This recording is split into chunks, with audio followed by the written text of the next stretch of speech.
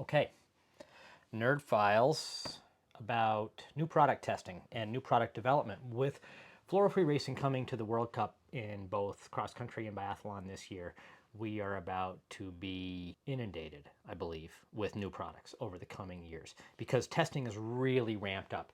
To this point, every company has kind of done their own testing, but there hasn't really been one common proving ground at an elite level. Maybe the US has been one of the better places for proving out fluoro-free racing because we've been doing it more at a higher level for a little longer than most of the rest of the world. So we might be a little bit ahead, but that won't last. With World Cup teams turning their focus to fluoro-free, all the wax companies are experiencing a ton of new interest in fluoro-free product, and they are going to respond with new products. It's already happened to a degree as part of the development to date of fluoro-free, but it's going to accelerate because the demand for better solutions is going to be ever present. I wish I could say that every company releases wax that has been really thoroughly tested. That's not the case. That has really clearly been not the case in the short history of fluoro-free race wax so far. We've seen some product come out that's supposed to be newer and better, and it's just plain not. And well, that might have something to do with it being tested in too specific location or just not broadly enough or well enough. I think in a lot of cases, people release an idea before it's really ready to be released to the public. And this is just the way the wax industry works. The appetite for new product is high, and it takes time to develop product and test it really thoroughly.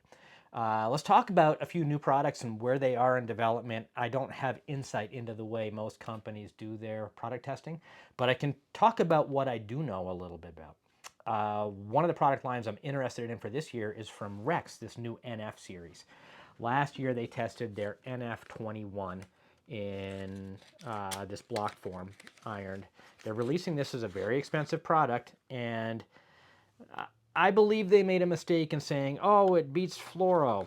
I talked to Jeremy Hecker about it, and he said, in fact, it beat the old HF21 in initial glide tests on several occasions last winter. And that's great news.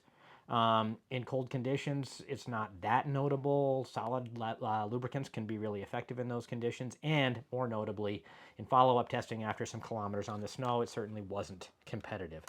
No company should be comparing this fluoro-free wax to fluoro wax. It's just inappropriate at this point in time, and it's unnecessary. We're not trying to beat fluoro wax. We're trying to make the best wax we can within the regulations that we work with, and that's fluoro-free at this point in time. So forget about fluoro.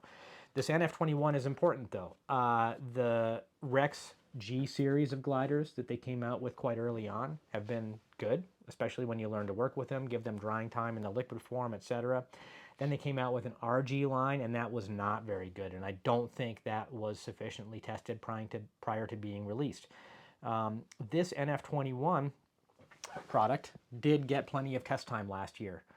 Talking to the Heckers, I don't think they tested this concept throughout the line. But here's what's really important to understand is that when a company's working with wax, they're using some known material and some new material. In the case of this wax, the NF21, and all the others, all this whole NF line. The known material is the paraffin. This is the same paraffin base that they used in their very popular and very successful HF paraffin line. The carrier and the liquids and the delivery system. Well, the delivery system, no, these are open top bottles, but the delivery system in terms of the chemistry, the solvents that they use, and the way the wax is deposited on the ski is the same as it was with their HF liquids, with their G liquids, with their RG liquids. So there's a lot that's held the same. What they've been testing is mostly the new additive material, solid additives, to try to make the wax perform at a higher level. That's what's in this stuff. And this NF21 did very well in testing, and now that additive has been brought into the rest of the line. There are questions left to be answered, but I'm optimistic because we know that there's a background that the testing was done in Europe and in North America, and we have an expectation for there to be a high level of success from this wax based on testing that we know happened in a wide geographic area. This type of development where you take a known tested product and then you start to expand into other products is a really common thing. When we first started working on these kick waxes, these new kick waxes, we focused on the violet range. And the violet range in Star is like the warm blue range. It's your typical midwinter wax, like the extra blue, super blue, whatever. So we tested a bunch of ideas going for the kind of snow touch feeling that we wanted on this wax. And when we figured out that over time, consistently, this Violet S version was the best, then Davida made us a blue version and a red version. And we made some changes to the red and we tested a couple iterations of that. But really, once we had done the initial work to get to the performance we wanted in a known temperature range, he had the knowledge and expertise to run the math, change the physical qualities. He knows how kick wax works and how it needs to respond to different temperatures. And he's able to take that starting point information and turn it into a line of waxes. That's a lot like what's happening right here. And it's also a lot like what happens in the Glide Wax with Star. We do a lot of testing on the medium product. This, for example, medium GX, I have no idea what it is, but it's straight up test material. He has very little information on it. And it's just something that we're going to try this year, targeting higher humidity, but it's in the medium range. And so we need to test that against his existing medium to figure out where it lives. This calls to light one of the issues with testing. A lot of these smaller companies in particular rely on teams for testing feedback. This is one reason we expect development to accelerate as the national teams become more interested in fluoro-free race product because they're really hungry for testing.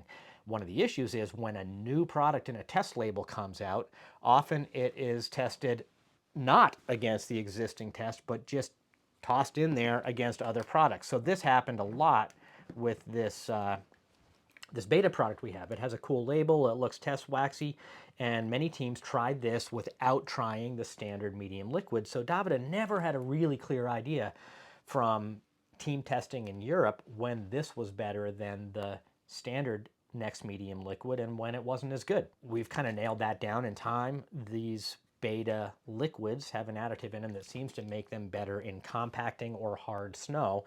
And so this medium does really well in like snowball snow that's got really high plastic deformation qualities and is really compactable, even if it's falling out of the sky. And the warm is really good on hard, icy wet. Anytime it's compact and hard under the ski. Seems to be really good, but in other conditions, the normal wax is better. But it took a long time because teams were really just taking the test wax and not doing too much more than putting the test version in against other products. So he wasn't getting comparative testing. That's why we have this series of A, B, C, D waxes. This is a series that he made in order to address that exact issue, getting better information from teams. That way he casts a broad testing net, but without telling them what they're testing and making them test all 4 products in order to get information. So the promise is, hey, these are all interesting for us. This test series contains a regular next medium. It contains a next medium with XCO1 additive. It contains a dark, and it contains another wax that is a mystery additive, a different polymer. I don't know which is which, and neither do any of the testers. But if someone tests these things and finds a clear winner, Davida has promised to make it for them. This way he's going to get comparative testing inside a group of waxes, and he'll get information that's useful to him in development. Without doing that, typically what happens is that a company will be like, oh, we'll put a star wax in the test. Sure, any wax, whatever. This literally is how World Cup teams operate. They'll pick a wax from a company and put it in there, and if it wins, fantastic. They're going to race on it. And then they'll give that feedback, but they don't deliver good comparative testing internal in a brand. Typically, they want to spread a wider net. They want to get other products on the snow, and that's kind of normal. So that is happening. This is kind of cool. We have a few sets of these test waxes that we'll be working with. It takes a little additional resource, and it's typically going to happen in the background, not on a race day. It's going to be the kind of testing that happens as teams are doing exploratory testing. He's already starting to get feedback on this, and I'm excited. I think this is going to really help him drill down into what versions in this medium paraffin chemistry range work best in which snow types.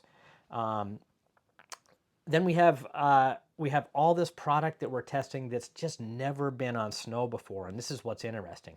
As far as I know, aside from this NF21 in block form, most of this hasn't been on snow, but we know there's a basis for it being here, and so we have testing to do. That's true of all of this as well. These dark products, never been on snow in North America.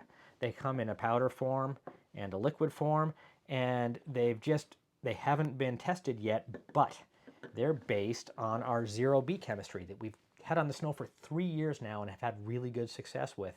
And so we know that the starting point for the development of these waxes is clear, and they're built based on demands that are clearly expressed through testing in the past year or two in terms of the limitations of other waxes. We're trying to fill some holes and address higher level performance in older snow. So these waxes have ingredients that should address those conditions, but they haven't been tested yet. So we're not really pushing these. We're not trying to sell them too widely. The 0B basis of these waxes, the test wax that we came to with a whole bunch of testing of different versions, kind of like this Violet S, we trust it. And so we have 0B liquid and we have 0B powder, and it's good and it gets raced on, and we will sell that, but we fully expect it to be displaced eventually by these dark products. These just have to earn their way in and be proven out. Another wax that's in the early stages of testing is this durable wax. This is a demand from long distance teams who want wax that has really high wear durability. It's tenacious, it doesn't wear off, it's quite hard. This is akin to, say, a Swiss Marathon or a roadie endurance wax. And those waxes can be used really broadly. They're conceived of as a base wax, but we already have feedback that this can be mixed with existing next powders, which we actually did with the 0B last year quite a lot, and that it might work well as a top layer as well. It's one testing in summer snow, on glaciers, and in tunnels, and it's kind of interesting. But again, never had it on North American snow. There's a long way to go to prove these products out. So we have them, and we will be working with them, but there's work to be done for us to confidently pass them out. These waxes are labeled and good to go because we're really convinced that the chemistry exists in kind of what should be a final state. It's not prototyping. We're not just testing ideas. We're trying to build a finished product, and these waxes have been passed out to national teams. So the feedback's going to happen really quickly. So if midwinter we are all of a sudden saying, hey, this dark line, it's awesome, you've got to use it, it's because there's feedback coming from the World Cup where people are moving around and testing product really, really actively, and it'll be supported by our own testing.